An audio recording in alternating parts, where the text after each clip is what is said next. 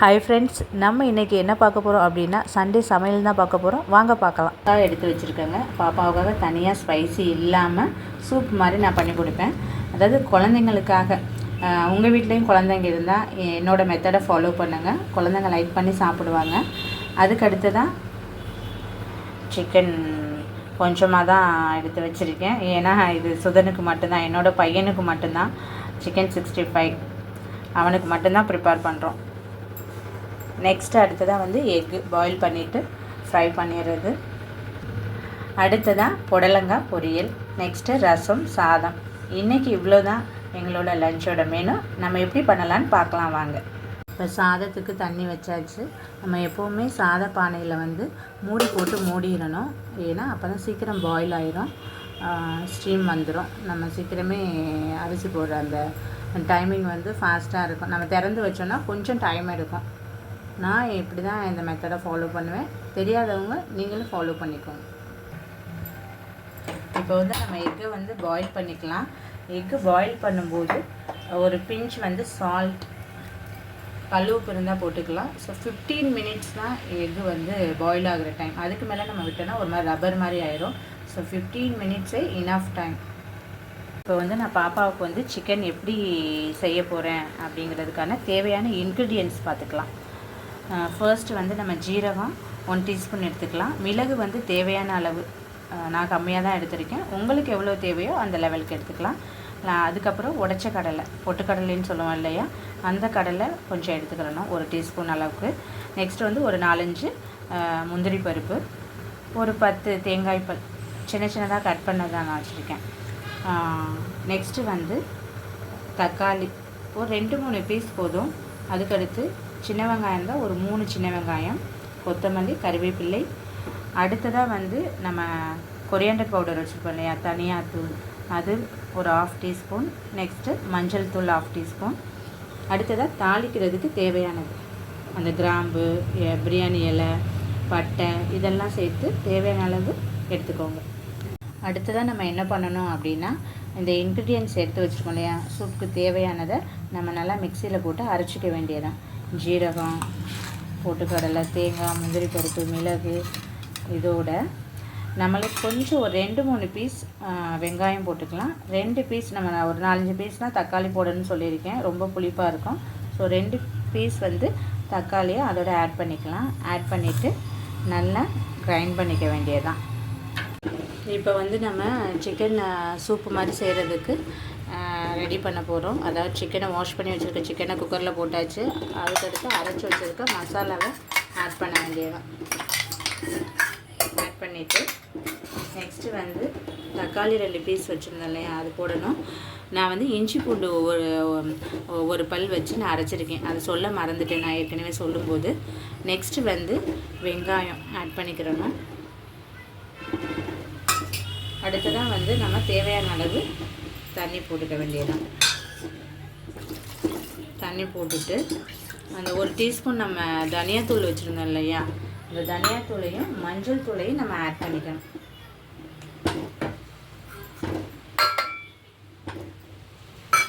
அவ்வளோதான். இப்போ தேவையான அளவு சால்ட் போட்டுக்கணும்.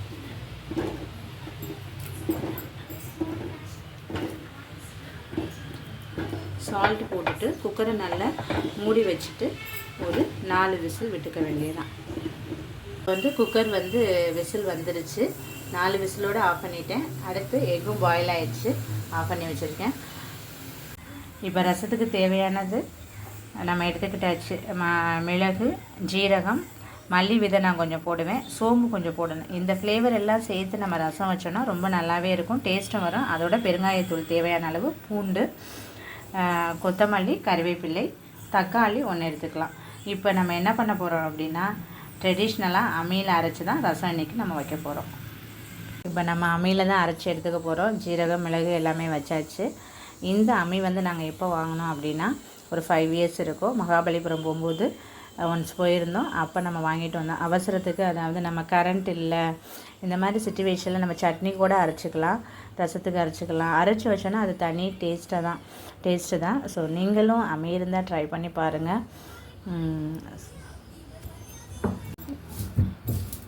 இது கொஞ்சம் சின்ன அம்மி தான். ஸோ அரைக்கிறதுக்கு கொஞ்சம் இதாக இருக்குது. இதை விட பெருசாக இருந்தால் நம்ம பெட்டராக அரைக்கலாம். கொஞ்சம் கொஞ்சமாக அரைச்சிக்கலாம். சட்னி இதுக்கெல்லாம் வந்து கொஞ்சம் கொஞ்சமாக எடுத்து அரைச்சாலே நம்ம சீக்கிரம் அரைச்சிடலாம்.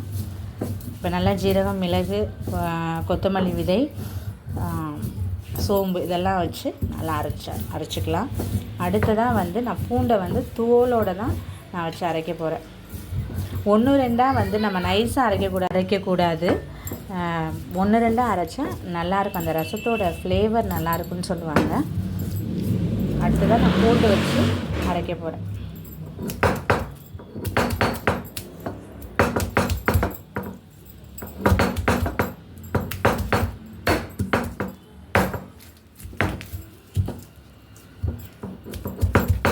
இப்போ ஃபைனலாக வந்து அதில் 2 கருவேப்பிலை இலை வச்சோம் அரைச்சா நல்லாவே வரும் ரசம்.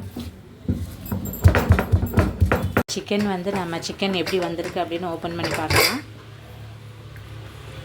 ஸோ குழம்போட கன்சிஸ்டன்சியும் கிடையாது. ஸோ சூப்பு மாதிரி 2க்கும் இடைப்பட்டது மாதிரி தான் இருக்கும். உங்களுக்கு ரொம்ப திக்காக வேணும்னா கொஞ்சம் உடச்ச கடலை, தனியாத்தூள் இதெல்லாமே கொஞ்சம் லைட்டாக ஆட் பண்ணால் குழம்பு மாதிரி வந்துடும்.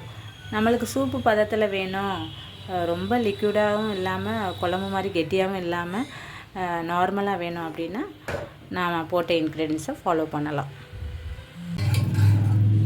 இப்போ நார்மல் பதத்துக்கு வந்துடுச்சு. இப்போ வந்து சிக்கன் இந்த சூப்பை வந்து நம்ம தாளிச்சிக்க வேண்டியதுதான். இப்போ வந்து நம்ம சூப்புக்கு பட்டை, அந்த கிராம்பு, ஒரு ஏலக்காய் வச்சுருந்தோம், பிரியாணி இலை இதெல்லாம் போட்டு தாளித்து சிக்கனில் போட்டாச்சுன்னா சிக்கன் சூப்பு ரெடி. தேவையான அளவு ஆயில் போட்டுக்கலாம். ஆயில் போட்டதுக்கப்புறம் பிரியாணி இலை, இந்த ஸ்பைசஸை ஆட் பண்ணிக்க வேண்டியதான்.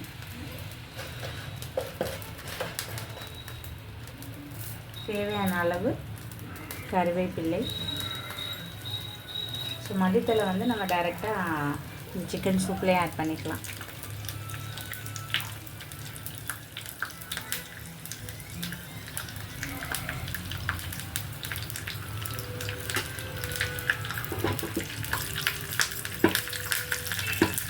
இந்த ஸ்பைசஸே ஆட் பண்ணால் தான் அந்த சிக்கன் சூப்புக்கான ஃப்ளேவரே நம்மளுக்கு முழுமையாக கிடைக்கும். இப்போ வந்து சிக்கனில் தாளித்து ஊற்றியாச்சு. நெக்ஸ்ட்டு வந்து மல்லித்தலையை போட்டு நம்ம அடுப்பை வந்து ஸ்டவ் பண்ணிக்க வேண்டியது, ஸ்டவ் அமர்த்திட வேண்டியது.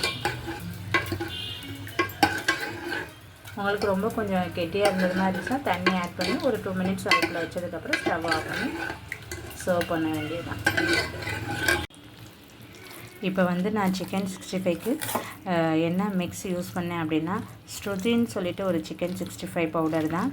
அது வந்து கொஞ்சம் கலராக இருக்காது, ஆனால் ஸ்பைஸியாக இருக்கும். ஸோ அதனால் கொஞ்சம் கலர்ஃபுல்லாக இல்லாத மாதிரி இருக்கும். அதோட நான் 2 டீஸ்பூன் தயிர் ஆட் பண்ணியிருக்கேன். தேவையான அளவு சால்ட்டு, லைட்டாக வந்து கடலை மாவு ஆட் பண்ணியிருக்கேன். வேணும்னா இது ஆப்ஷனல் தான். வேணும்னா நீங்கள் கடலை மாவு ஆட் பண்ணிக்கலாம், இல்லைன்னா நீங்கள் விட்டுலாம், ஸ்கிப் பண்ணிக்கலாம். அவ்வளோதான். இதை ஒரு 1/2 hour வந்து நல்லா ஊற வைக்கணும். ஊற வச்சதுக்கப்புறம் தான் நம்ம ஃப்ரை பண்ணி எடுக்கணும். வந்து நம்ம ரசத்துக்கு தாளிச்சிடலாம். ரசத்துக்கு எப்போவுமே லைட்டாக தான் ஆயில் போடணும், ரொம்ப போடக்கூடாது. ரொம்ப போட்டாலே ரசத்தோட டேஸ்ட் போயிடும் அப்படின்னு சொல்லுவாங்க.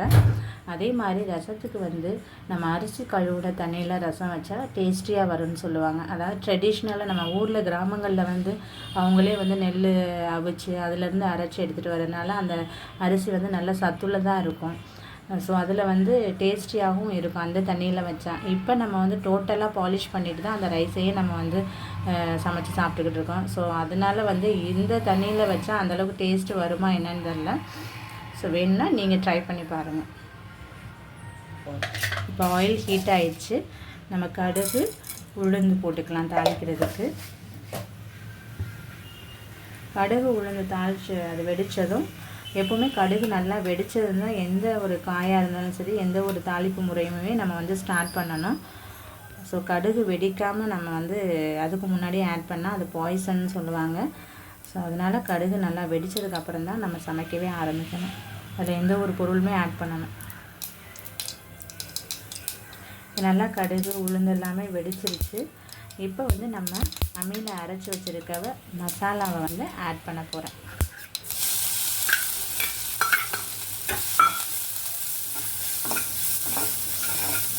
நல்லா ஃப்ரை ஆகட்டும். இதில் வந்து தேவையான அளவு நம்ம பெருங்காயத்தூள் ஆட் பண்ணணும். தேவையான அளவு பெருங்காயத்தூள் ஆட் பண்ணிக்கோங்க. எப்போவுமே குழந்தைகளுங்க இருந்தாலும் சரி, பெரியவங்களாக இருந்தாலும் சரி, நம்ம எந்த ஃபுட் ஐட்டம், அதாவது சாம்பார், இது போன்ற ரசம், இதில் வந்து நம்ம பெருங்காயம், பூண்டு ஆட் பண்ணுறது ரொம்ப உடம்புக்கு நல்லது. ஸோ மஞ்சள் தூளும் ஆட் பண்ணிக்கிட்டேன். இப்போ கொஞ்சம் நல்லா ரோஸ்ட் பண்ணணும்.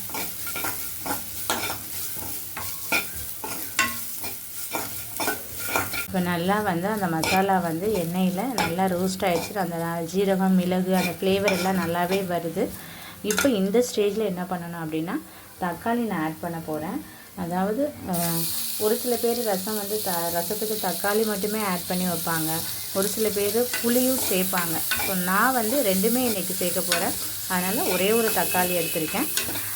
அடுத்ததான் வந்து புளி ஒரு சின்ன ஒரு தேவையான அளவு நான் எடுத்து புளியும் ஆட் பண்ண போகிறேன். நீங்கள் இதில் வந்து புளிக்கு பதிலாக வந்து லெமன் கூட ஆட் பண்ணிக்கலாம். ஸோ அப்போனா ஆட் பண்ணால் லெமன் ரசமாக ஆயிடும். தக்காளி நல்லா வதங்கிடுச்சு. இன்னும் ஒரு 2 மினிட்ஸ் வதங்கட்டும். அதுக்கப்புறம் நம்ம வந்து கரைச்சி வச்சுருக்க புளி தண்ணியை ஆட் பண்ணிக்கிற வேண்டியதை ஆட் பண்ணிவிட்டு ரசம் நுர கட்டினது தான் நம்ம ஸ்டாப் பண்ணணும். ஒரு சில பேர் ரசத்தை வந்து கொதிக்க விடுவாங்க. ஸோ கொதிக்க விடக்கூடாது.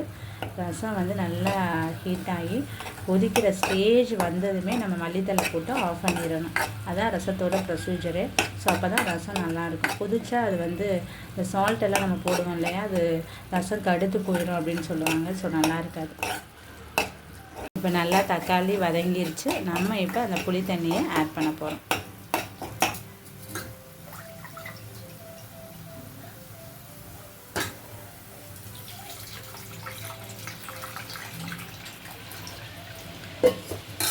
ரசத்துக்கு எப்போவுமே நம்ம பழைய புளி யூஸ் பண்ணோம்னா நல்லாயிருக்கும். ஏன்னா புது புளி கொஞ்சம் இனிக்கிற டேஸ்ட் மாதிரி வரும். ஸோ பழைய புளி கிடைச்சாலே நம்ம மீன் குழம்பு, ரசம் இதுக்கு எல்லாமே பயன்படுத்திக்கலாம். நம்ம எக்கு பாயில் பண்ணி உரித்து வச்சுருக்கோம் எக்கு. ஸோ அந்த கூட்டெல்லாம் அதுக்கப்புறம் அதுக்கு தேவையான மசாலா எப்படி ப்ரிப்பேர் பண்ணணும் அப்படின்னா, மிளகாய்த்தூள் 1/2 டீஸ்பூன் போட்டிருக்கேன். நம்மளோட தேவைக்கேற்ப ஆட் பண்ண வேண்டியதான். மிளகுத்தூள் லைட்டாக ஆட் பண்ணியிருக்கேன். சால்ட்டு, நெக்ஸ்ட்டு வந்து தனியாத்தூள், மஞ்சள் தூள் போட்டு நல்லா மிக்ஸ் பண்ணிவிட்டு லைட்டாக தண்ணி ஆட் பண்ணி மிக்ஸ் பண்ணிவிட்டு எக்கில் வந்து நம்ம அப்ளை பண்ணி தோசைக்கல்லில் வச்சு எடுக்க வேண்டியதான். இப்போ நுர கட்டிடுச்சு. நம்ம மல்லித்தலை போட்டு ஆஃப் பண்ண வேண்டியதான் ரசத்தை. இப்போ முட்டைக்கு வந்து நம்ம மசாலா தடவியாச்சு. ஸோ ஒரு 10 மினிட்ஸ் அப்படியே விட்டுறணும். அதுக்கப்புறம் நம்ம வந்து ஃப்ரை பண்ணி எடுத்துக்க வேண்டியதான். இப்போ கல் சூடாகட்டும். 2 மினிட்ஸ் வெயிட் பண்ணலாம். இப்போ கல் வந்து நல்லா சூடாகிடுச்சு. நம்ம தேவையான அளவு ஆயில் போட்டால் போதும். லைட்டாக போட்டாலே போதும். ரொம்ப அதிகமாக வந்து எண்ணெய் தேவைப்படாது. ஸோ இதில் வந்து நம்ம ஆயில் சூடானதும் என்ன போடணும் அப்படின்னா, கடுகெல்லாம் யூஸ் பண்ணக்கூடாது. சோம்பு போடணும். எப்போவுமே ஃபிஷ் ஃப்ரையாக இருந்தாலும் சரி, எக் ஃப்ரை, இதுக்கெல்லாம் வந்து நம்ம சோம்பு போட்டு கருவேப்பிலை போட்டுட்டு அதுக்கப்புறம் வந்து முட்டையை எடுத்து வச்சு ஃப்ரை பண்ணாலே நல்ல டேஸ்டியாக நல்ல ஃப்ளேவரோடு கிடைக்கும். இப்போ நல்லா வந்து ஆயில் ஹீட் ஆகிடுச்சு. சோம்பு லைட்டாக போட்டுக்கலாம். அதுக்கப்புறம் கருவேப்பிலை.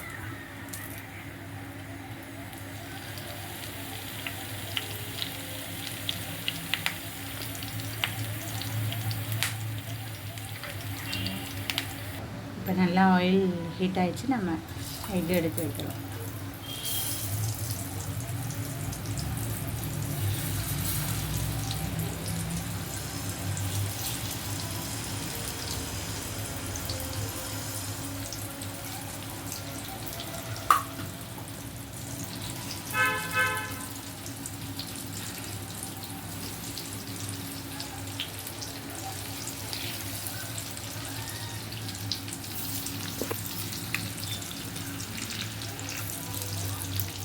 இந்த மாதிரி நம்ம குழந்தைங்களுக்கு செஞ்சு கொடுக்கும்போது கொஞ்சம் நல்லா லைக் பண்ணி சாப்பிடுவாங்க.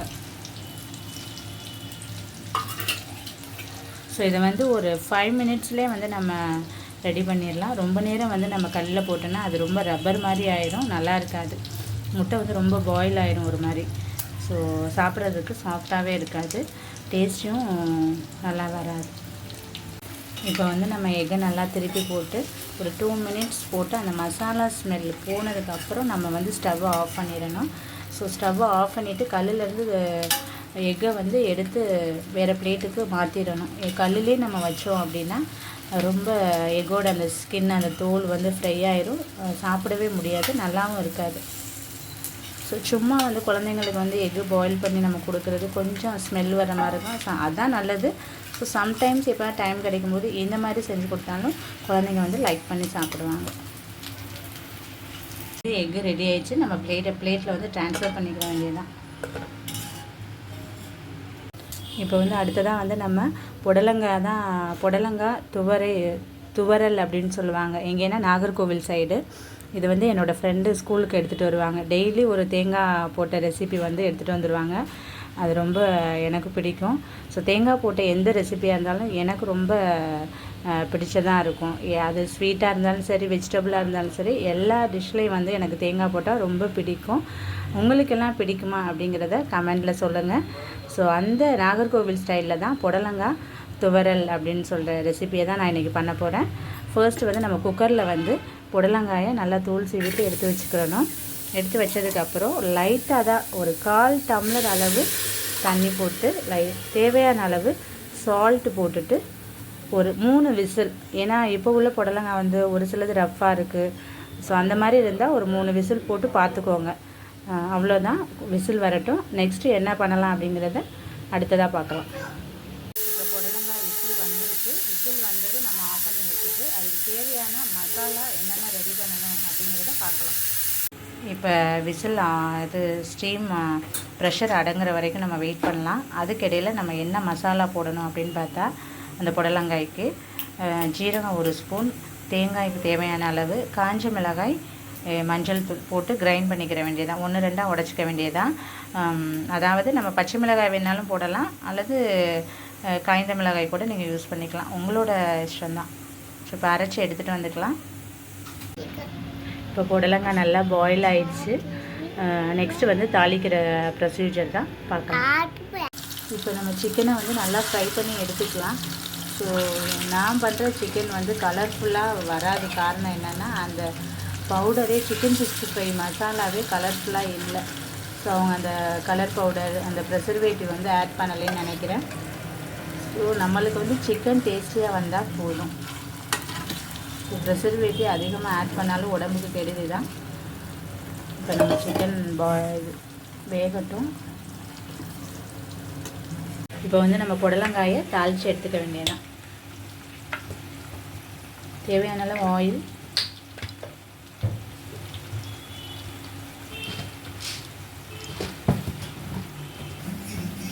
தேவையான அளவு கடுகு உளுந்து போட்டாச்சு.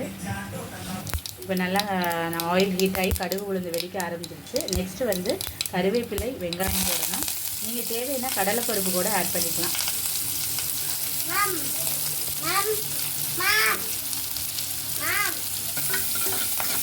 நல்லா ஆனியன் ஃப்ரை ஆகணும்.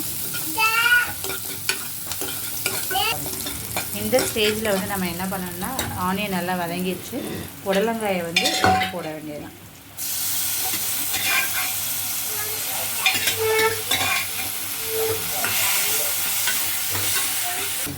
புடலங்காய் வந்து அந்த வெங்காயத்தோடு நல்லா சேர்ந்து ஒரு 2 மினிட்ஸ் வேகட்டும். அதுக்கப்புறம் நம்ம மசாலாவை ஆட் பண்ணி ஆஃப் பண்ண வேண்டியதான் ஸ்டவ்வை. இங்கே சிக்கன் வந்து ஆஃப் பாயில் ஆயிடுச்சு. ஒரு 10 மினிட்ஸ் இருந்தால் போதும். Chicken 65 ready. நல்லா புடலங்காயும் வெங்காயம் சேர்ந்து நல்லா பாயில் ஆகிக்கிட்டு இருக்குது, வெந்துக்கிட்டு இருக்குது. ஸோ ஒரு 2 மினிட்ஸ் இருந்தால் புடலங்காய் பொரியல் ரெடி. புடலங்காய் துவரல் ரெடி. இது நாகர்கோவில் ஸ்டைல். இப்போ வந்து நல்லா வெங்காயம் புடலங்காய் எல்லாமே நல்லா பாயில் ஆகிடுச்சு. இந்த ஸ்டேஜில் வந்து நம்ம தேங்காய், ஜீரகம், காய்ந்த மிளகாய், மஞ்சத்தூள் எல்லாம் போட்டு வச்சுக்கணும் இல்லையா, அந்த மசாலாவை போட்டு கிளறி ஸ்டவ்வை வந்து ஆஃப் பண்ண வேண்டியதுதான்.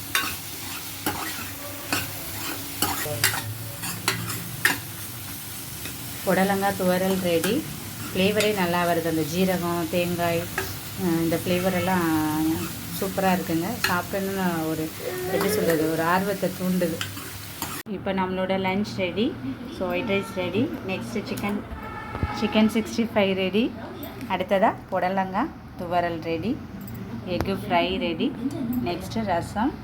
அடுத்ததாக பாப்பாவுக்கு வச்சு சிக்கன் குழம்பு. சிக்கன் சூப்புன்னு சொல்லலாம், குழம்புன்னு சொல்லலாம், நம்மளோட இஷ்டம் தான். ஓகே ஃப்ரெண்ட்ஸ், உங்களுக்கு பிடிச்சிருந்தால் லைக் பண்ணுங்கள், ஷேர் பண்ணுங்கள், சப்ஸ்கிரைப் பண்ணுங்கள். தேங்க்யூ.